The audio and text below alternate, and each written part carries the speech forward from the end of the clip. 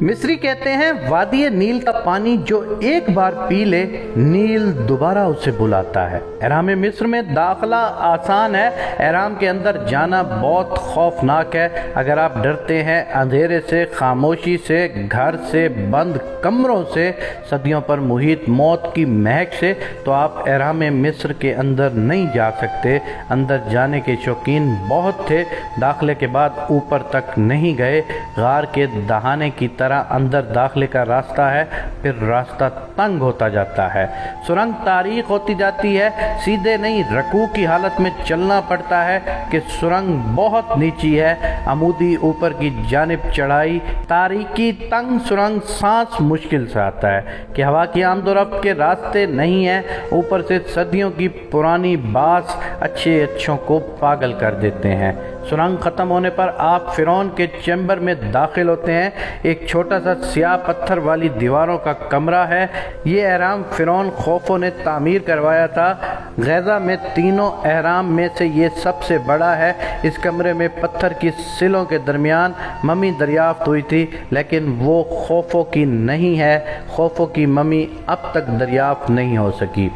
احرام مصر کی ٹھنڈی سیاہ دیواروں میں ایک زبردست انرجی ہے، ہاتھ لگانے سے محسوس ہوتی ہے۔ پڑھے لکھے مصری کہتے ہیں یہ جگہ قدیم مصر میں الیکٹرو میگنیٹک فیلڈ تھی۔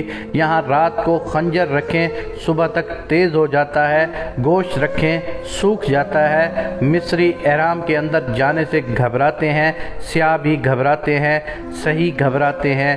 4500 سال پہلے کی تاریخیں جہاں دیواروں پر اجنبی زبان میں لکھی ہوں، گھبرانا بنتا ہے۔ یہ کیسے لوگ تھے؟ عجیب لیکن عظیم الشان۔ نیل کا رخ موڑ دیا، راستے بنا لیے، ٹنوں وزنی پتھروں کو اٹھا کر اوپر لے جاتے رہے۔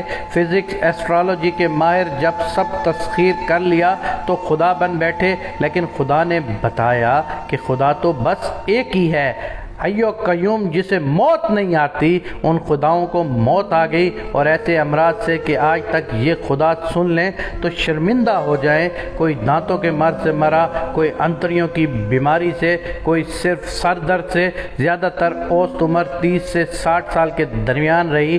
جب شاہی مردے کو میمفائی کیا جاتا تھا تو جسم کے اندر سے خالی کر دیے جاتے تھے، ناک کے ذریعے دماغ کھینچ لیتے تھے، سینہ کاٹ کر دل رکھ لیتے تھے، آنتوں کی جگہ کپڑے لپیٹ دیتے تھے۔